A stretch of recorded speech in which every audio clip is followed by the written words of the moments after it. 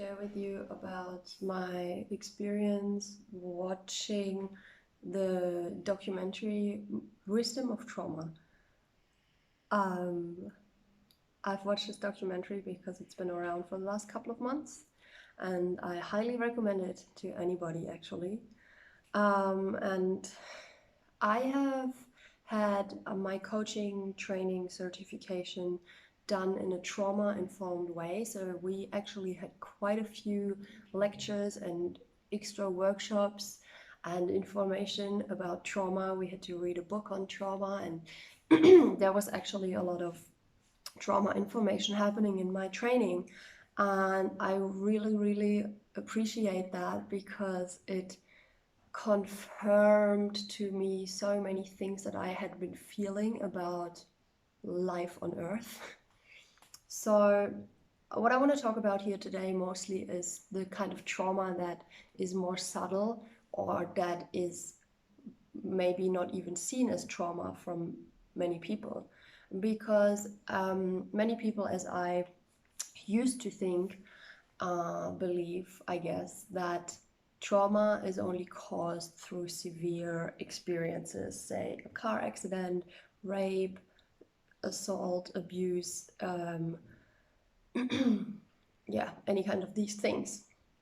But as it turns out, trauma actually can also manifest in our system with only very little things that happen to us, or seemingly little things.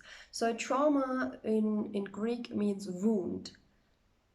And I like to think of it as emotional wounds. So we come into this world as very sensitive beings, and as babies, we need attachment in form of, like, we need the connection to our caretakers. We need touch. There has been studies done with babies who died because they had not received touch, but food and all the other stuff. So touch is actually a very, very basic need, which I always find in Maslow's hierarchy of needs, the pyramid that he shows. I think he says food and water and stuff on the bottom, but I actually think like touch belongs to this as well for a healthy emotional state of being. So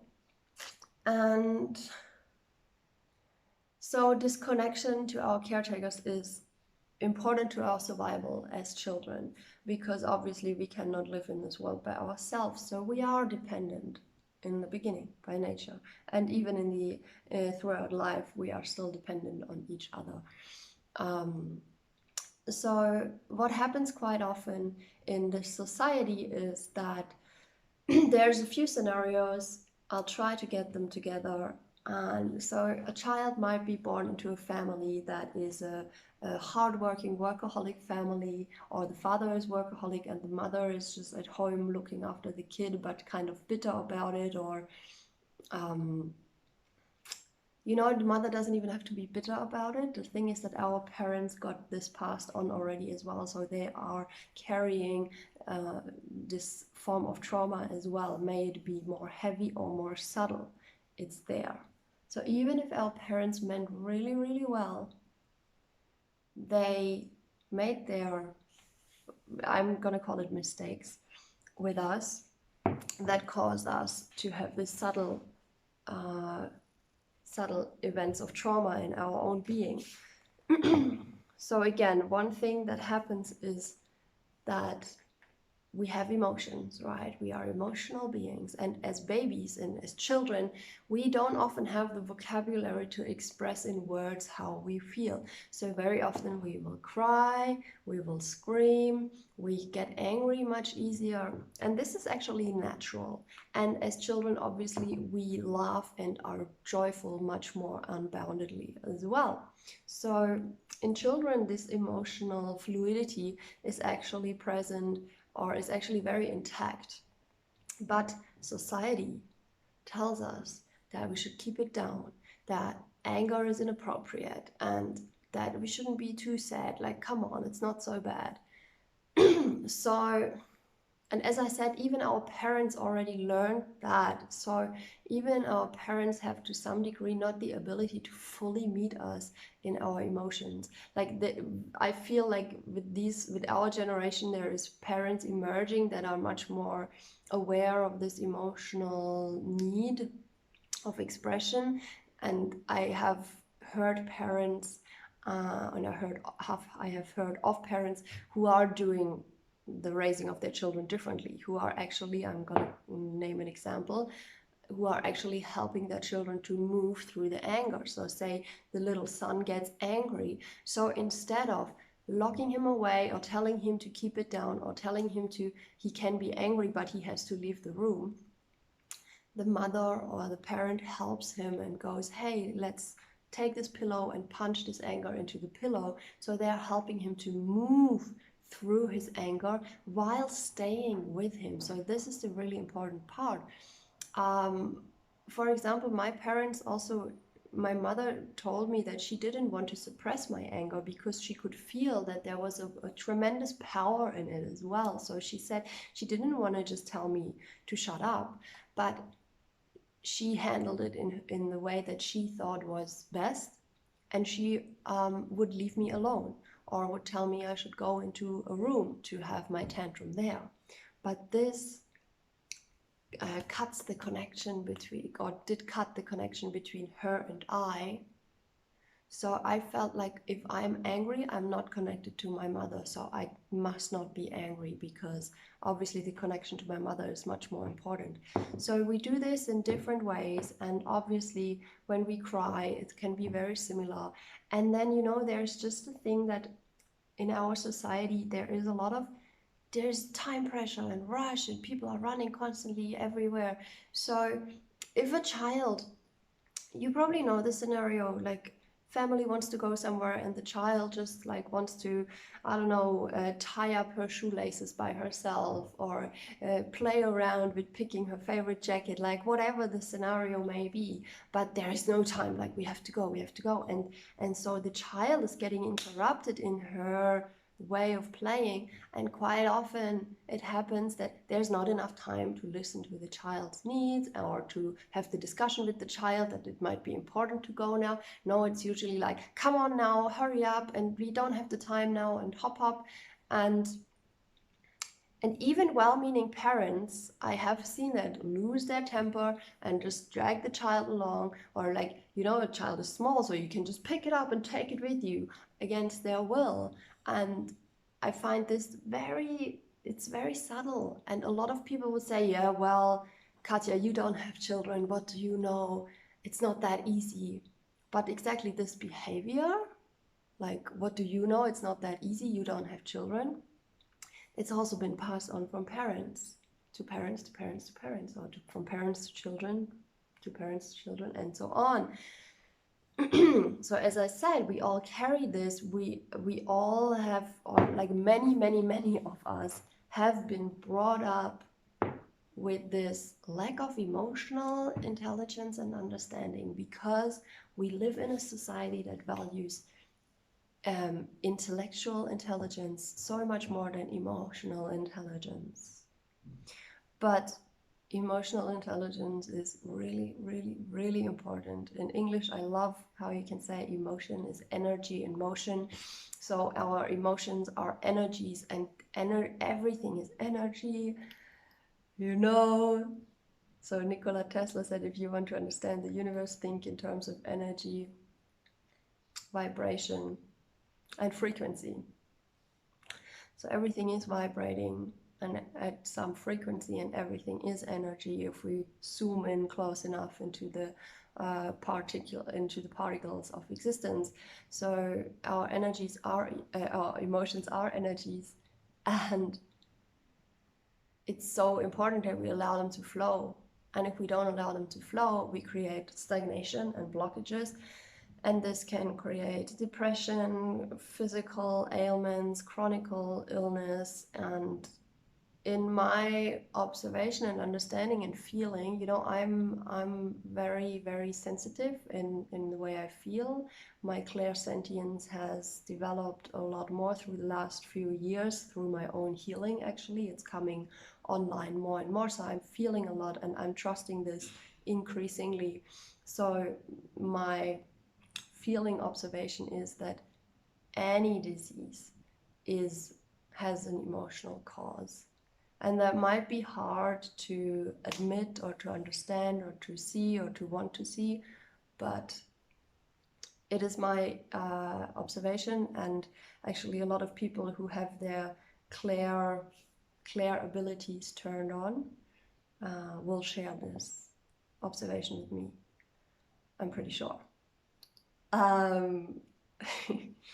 So, of course, there's also always, you can always Google metaphysical causes for any kind of diseases. And of course, for some people, this might seem woo-woo and esoteric bullshit, but it's not, it is energy. So what else did I want to say?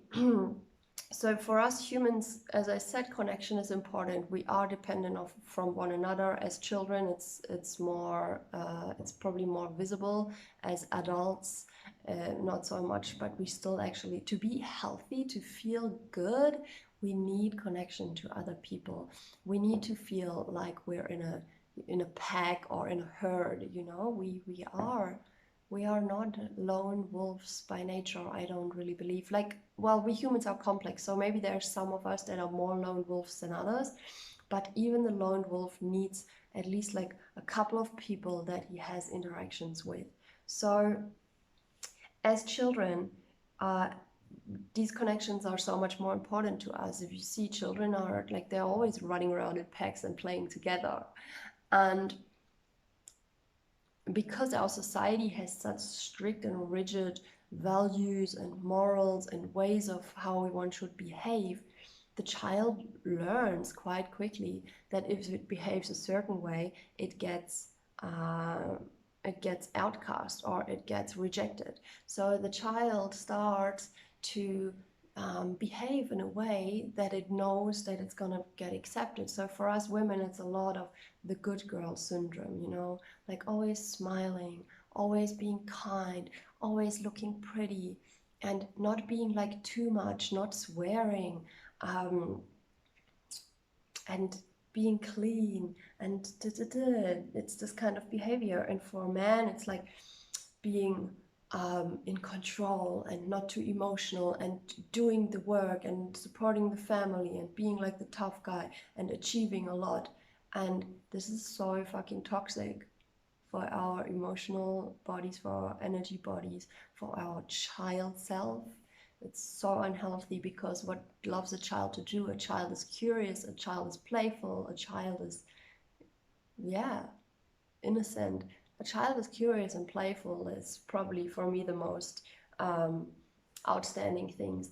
And this playfulness and curiosity often gets suppressed, because a child with its curiosity is like, it's very shameless how it goes around and like sticks its finger into everything and puts everything in its mouth and tries everything, and also probably walks up to a lot of people. Like children, when they're allowed their curiosity, they will like do things that the adults wouldn't do, because the adults have learned it's not right to just walk into the backyard of another person. But a child would see a trampoline and go, oh, like, awesome, there's a trampoline, let's go jump on it. And honestly, what's so bad about that? It's only because we learned that we have to put up fences and this is mine and this is yours and blah, blah, blah. And I know people can bring 1,000 arguments why it is important to have mine and yours, but there's also the power of dipping or tapping into true love. And if we do that, if we operate from our pure essence, which is very, very pure love, then we will automatically do the things that are right and respectful. And we don't need all these like fucking pages and books and books and books and books of rigid legislations and laws. This is really my belief and my observation and my feeling. So being in this society itself can be or is a traumatic event. I recorded a podcast with a woman a few weeks ago. It's in German, and we speak about femininity and healing of the womb. And she also explains it that for us as a soul, the soul act of incarnating on this planet is traumatic, because we as a soul, we come from a very free space. We come from a very, yeah, free space, you know, and very light. And we incarnate in this really dense three-dimensional reality, which in itself can be very painful, or is very painful. And birth is obviously traumatic, because you come from this warm belly of the mother, where you're swimming in her water, and you're feeling and hearing her heartbeat, and everything is, you floating in water, you know. And then you get pushed through this really, really tight tunnel that is the vaginal canal, and then you come out into this dense world, and you have to breathe by yourself. And if you're born in a hospital, there's like really bright lights, and well, maybe not in every hospital. I have not experienced this, but possibly hospitals can also have dimmed light for birth. It is tough in this world, you know, and it is tough. Well, as I just said, a lot of people say, yeah, life is just tough, just take it like that, and blah, blah, blah. And it's just my experience. It doesn't have to be like this. But as I said, we live in a traumatized and traumatizing society. And how this is visible is that so many people, like, there is addiction in any kind of form in almost any person, if you ask me. So there's a lot of people who smoke. There's a lot of people who drink alcohol to calm down in the evening. There's a lot of people who are like workaholics, like working so hard, studying so hard, like achieving, wanting to get this thing so hard. So if you, and I know this from personal experience, you know, and I've done a fair bit of trauma healing on myself. And this comes in layers. There's always more, because then there's ancestral trauma as well. But when you find yourself pushing really hard to get something, this is usually one of the signs of trauma. And if you look around, maybe you see that we are pushing really hard in this world. We have gone so far to rape our own planet that we call Mother Earth, you know. What are we doing to our mother? We are sacrificing her for the sake of our own consumerism. And this is the interesting thing. There's so many things that we know are not really good for us, are not really good for the planet, but we do them anyway. And of course, like, as long as we're walking this earth, we're gonna leave footprints. So I'm not saying that you can be totally free from having any impact here.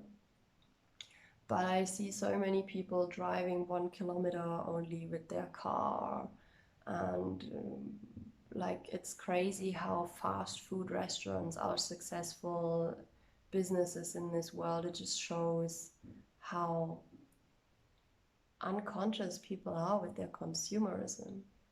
And most people, if they go to McDonald's and you would ask them, do you know that this is unhealthy, they would go, yeah, but I don't care, or it's too good, it's too tasty, whatever. Like, every smoker, I used to smoke for 10 years. I knew that it wasn't healthy, but I didn't care. I told myself that I'm different. For me, it's different. It's not going to be so bad. That's usually what we tell ourselves as well. So I find it's really, really important to know that trauma means wound. So, and we all carry a wound. Everyone. It sounds harsh, I know, but we do. I've seen too many people that have this. And of course, what I also see is that we live in a world where there is so much possibility to heal. I've seen it in myself, obviously. I've experienced a tremendous amount of healing and continue to do so, and it blows my mind.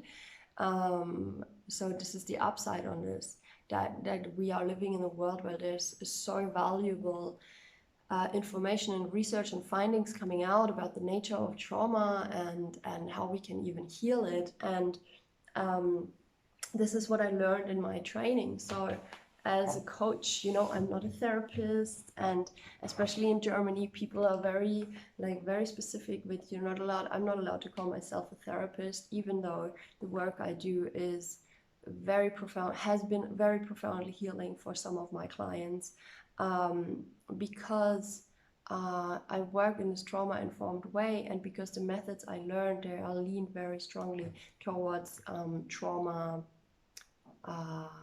trauma-based work. So what I found really, really powerful in this kind of work is to work with the body, to do somatic healing, to do body-based healing. So talking therapy or talking coaching can help to some degree, but to really, because as I said, everything is energy, so experiences and emotions that we have, like emotions that we have not allowed to flow, and experiences that we have had, especially the painful ones, they get stuck in our body in a very subtle way, in form of energy, which is even this thing is energy, it's just a bit more firm. So in order to reach those blockages on the physical level, we need to work with the body. We cannot talk our way through there. You can talk some way, but to go all the way, talking and feeling is needed, so they can meet and exchange. The feeling level and the talking level can exchange information and increase the flow of energy thereby again. So this is really, really important, and this is why I recommend to anybody to do body-based work like ecstatic dance, go dancing, move yourself, like move whatever you're feeling in your body. To go and do work with the coach that works body-based. And of course, if you have some more severe form of trauma, then go to a specialist. Go to, in Germany, we would say trauma therapist, who is specialized in this and whom you can ideally see also live, like offline. It's just my personal experience and recommendation that this is really helpful. But for a lot of the subtle things that we experienced, trauma-informed coaches who have also done a sufficient amount of work on themselves can work. And either way, you know, it's my experience that I've worked with quite a few different people, and it's just my experience that every person that I work with helps me to heal and release new things or other things, older things. So it's also important not to stick too rigidly to one person. Like if you feel that with one person it's kind of you kind of milked that experience, and it's okay to let it go, to take some time to integrate, to just live life. And when you feel the call, you can go like tune your antennas and seek for another person.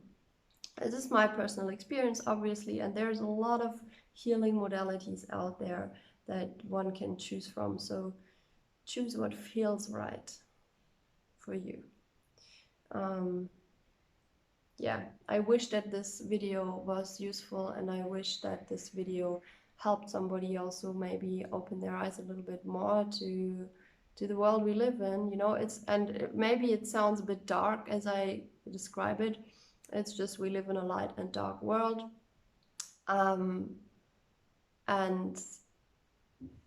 I think it's really important in order to advance, in order to develop or evolve, it is important to really see where we are at. And then we can transform. Plus, as I said, I love that we are living in a time where there's so much information available. Some people say it's horrible that there's so much information available, but if you're mindful with it, Of course, it can be much. Sometimes I get lost in the internet for sure. But if we're mindful about it, it's actually a blessing that there's so much information available. I have worked with a very, very great therapist that is in Sydney in Australia, and I worked with her while I was in Germany. So I'm so grateful for this 21st century technology and opportunities that I can work with a therapist that I feel called to work with who lives in Sydney, and she transformed my motherfucking life, or she helped me to, you know?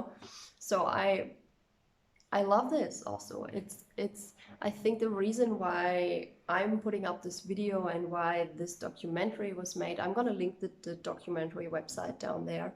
Um, the reason why things are coming up is because I believe it's also time to transform them, to work through them, to not look away any longer.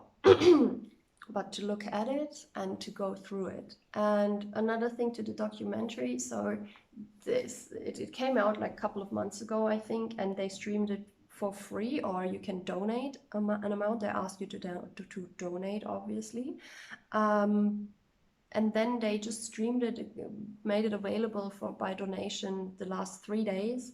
So it's over now, but you can go on their website and buy like a bundle, and then you have access like for a lifetime, and you get a ton of information material and additional talks with experts and professionals from the field. So you can go for that option, and otherwise I don't know exactly what they have. You can probably sign up for the newsletter, and I would guess that they would make the movie available at a more accessible price in the future as well. So if you want to check it out, it's really beautiful. It's in English, but there are subtitles in German. I saw Polish, Turkish, Chinese, and I guess there's a few others. There was quite a few subtitles. So yeah, for me this is really important, as I maybe have said. I find this topic important, that we don't discard trauma as only something horrible that's happened to a person. Trauma is something that it's a wound that creates itself, that gets created through experiences in the body or in the human being, and this wound has the most different causes. And I find it very important that we also stop sugarcoating so much what's happening in our society, and so we can become more awake and woke and conscious. And this is what we're here for, to live a life that's beautiful, to create heaven on earth. I think it's written somewhere in the Bible, heaven is already on earth. I'm not good at quoting the Bible at all, but